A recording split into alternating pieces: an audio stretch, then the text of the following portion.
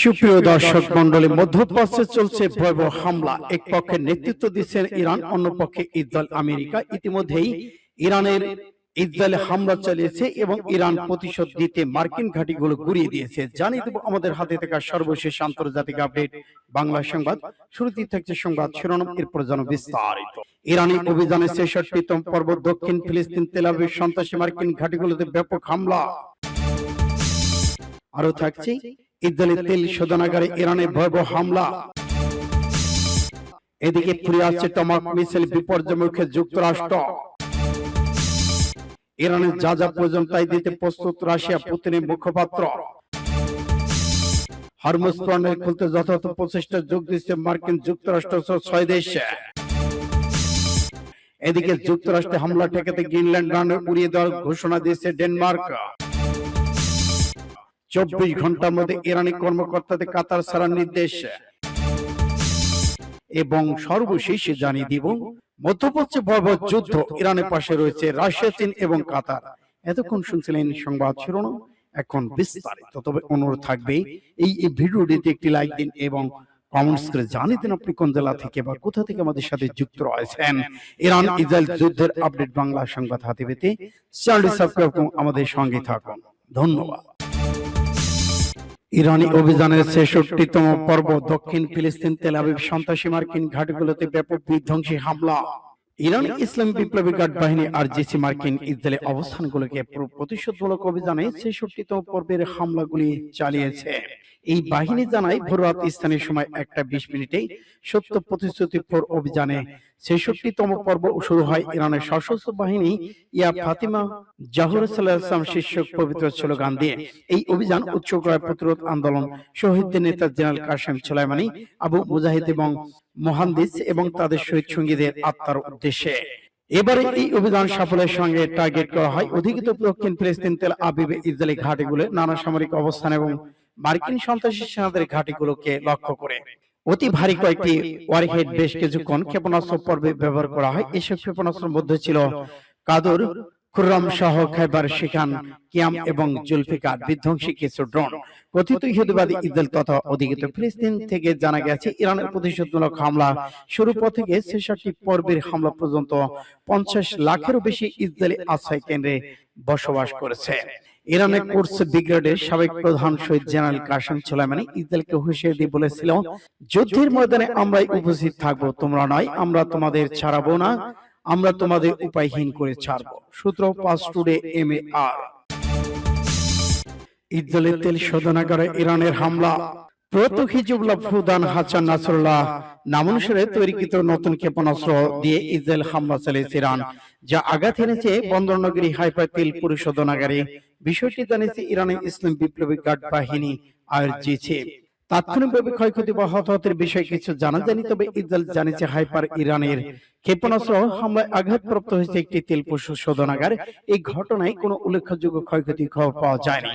এদিকে আরজিসি দাবি করেছে নতুন উৎক্ষেপিত মিসাইলটি মাল্টি ওয়ারহেড যুক্ত, যা ভারী বিস্ফোরক বহন করতে সক্ষম। বৃহস্পতিবার যুদ্ধ শুরু পর ৬৬ দফা ইসরায়েলে হাইফা শোধনাগার, তেল শোধনাগার জ্বালানি স্থাপনাকে টার্গেট করে ক্ষেপণাস্ত্রগুলো ছিল আরজিসি। অন্তত একটি মিসাইল আঘাত এনে হাইপার তেল শোধনাগারে। সিসিটিভির ফুটেজে ধরা পড়েছে হামলার মুহূর্তগুলো। ব্যাহত হয় প্যান্টুটির সাময়িক কার্যক্রম। এছাড়া তেল আবিব, জেরুজালেম সহ দক্ষিণ ইসরায়েলে হামলা চালায় ইরান। এদিকে শুক্রবার ভোরে তেহরান ৪ থেকে ৫ দফায় বিমান হামলা চালিয়েছে ইসরায়েল প্রতিরক্ষা বাহিনী IDF। বেশ কয়েকটি বিস্ফোরণের শব্দ শোনা গেছে। ফুরিয়ে আসছে টমাহক মিসাইল বিপর্যয়ের মুখে যুক্তরাষ্ট্র।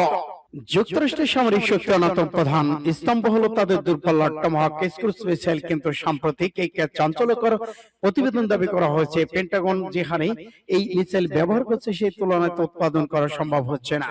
ম্যাকঅ্যালিস্টার কলেজের আন্তর্জাতিক সম্পর্কের অধ্যাপক, ইনস্টিটিউট ফর পিস অ্যান্ড ডিপ্লোম্যাসিক senior fellow doctor Andrew Thomas এ বিষয়ে সতর্কবার্তা দিয়েছেন।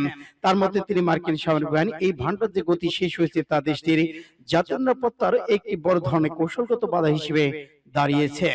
বর্তমান মধ্যপ্রাচ্যে অস্থিতিশীল পরিস্থিতি লোহিত সাগরে হুতি বিদ্রোহীদের দমনে মার্কিন বাহিনী নৌবাহিনী নিয়মিতভাবে টমাহক মিসাইল ব্যবহার করছে। আপাত দৃষ্টিতে এই অভিযানগুলো সফল মনে হলেও এর নেপথ্যে গভীর সংকট তৈরি হচ্ছে।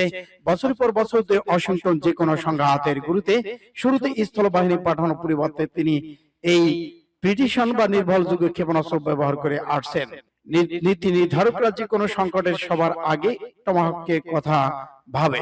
সেই সম্পদ ফিরে আসছে জানিয়ে যথেষ্ট আলোচনা হচ্ছে। এই পরিস্থিতিতে মার্কিন কৌশলগত সিদ্ধান্ত বড় ধরনের প্রভাব ফেলবে। যখন অস্ত্রের মজুদ সীমিত থাকে তখন কোন লক্ষ্যবস্তু ধ্বংস করা হোক আর সে কোনটি বাদ দেওয়া হবে তা নির্ধারণ করে দেয় অবশিষ্ট মিসাইলের সংখ্যা। এর ফলে শত্রুপক্ষ আমেরিকার এই দুর্বলতার সুযোগ নেওয়ার সাহস পেতে পারে। কৌশলগত এই সীমাবদ্ধতা যুদ্ধের ময়দানে আমেরিকা কমান্ডারদের হাত বেঁধে দিয়েছে, যা বৈশ্বিক পরাশক্তি হিসেবে দেশটির অবস্থানের জন্য হুমকি স্বরূপ। সূত্র ইন্ডিয়া টুডে। ইরানের যা যা প্রয়োজন তাই দিতে প্রস্তুত রাশিয়া, পুতিনের মুখপাত্র।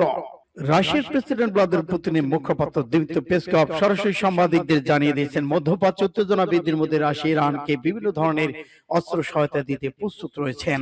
তবে কি ধরনের অস্ত্র লাগবে তা স্পষ্ট করার দায়িত্ব তাদের। বার্তা সংস্থা রাষ্ট্র জানাচ্ছে কি ব্রিফিং পেসকভ বলেছেন, আমরা আমাদের অবস্থান জানিয়েছি যে ইরানি পক্ষের জন্য সমর্থনের একটি অত্যন্ত গুরুত্বপূর্ণ রূপ। ভবিষ্যৎ সবকিছু নির্ভর করবে এই মুহূর্তে ইরানের কি প্রয়োজন তার উপর। আন্তর্জাতিক মধ্যস্থতাকারী হিসেবে মস্কো কি বাধ্যবাধকতা নিয়ে প্রস্তুত। ইরানকে S-300 400 বিমান প্রতিরক্ষা ব্যবস্থা অস্ত্র সরবরাহ করতে প্রস্তুত কিনা তা জানতে চাইলে পেসকভ আবার পুনঃ ব্যক্ত করেন, সবকিছু নির্ভর করছে ইরানের বন্ধুদের উপর। ব্রিফিং এ তিনি পুতিনের মধ্যস্থতার প্রস্তাবের কথা উল্লেখ করেছেন, আমরা আমাদের মধ্যস্থতার প্রস্তাব দিয়েছি, এটি সুনির্দিষ্ট একটি বিষয়। এই অবস্থায় গতকাল ভোরে যুক্তরাষ্ট্রের স্টিলট বোমারু বিমান দিয়ে ইরানের 3টি পারমাণবিক স্থাপনায় আক্রমণ চালায়।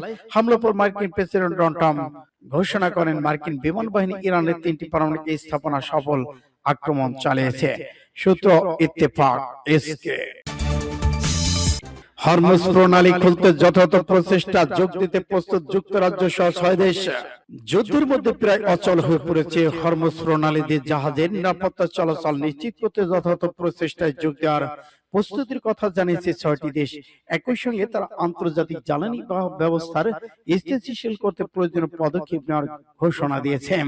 দেশগুলো হলো যুক্তরাজ্য, France, Germany, Italy, Netherland, Japan. বৃহস্পতিবার এক যৌথ বিবৃতি তারা নিজেদের অবস্থান। বিবৃতিতে পারস্য উপসাগরের দেশগুলো জ্বালানি স্থাপনায় ইরানের হামলা নিন্দা জানিয়ে তা অবিলম্বে বন্ধ করার আহ্বান জানানো হয়েছে। দেশগুলো বলছে উৎপাদন বৃদ্ধি, বাজার স্থিতিশীলতা করতে তারা নির্দিষ্ট কিছু জ্বালানি উৎপাদনকারী দেশের সঙ্গে কাজ করবে। এবার যুক্তরাষ্ট্রের হামলা ঠেকাতে গ্রিনল্যান্ডের রানওয়ে উড়িয়ে দেওয়ার প্রস্তুতি নিয়েছে ডেনমার্ক।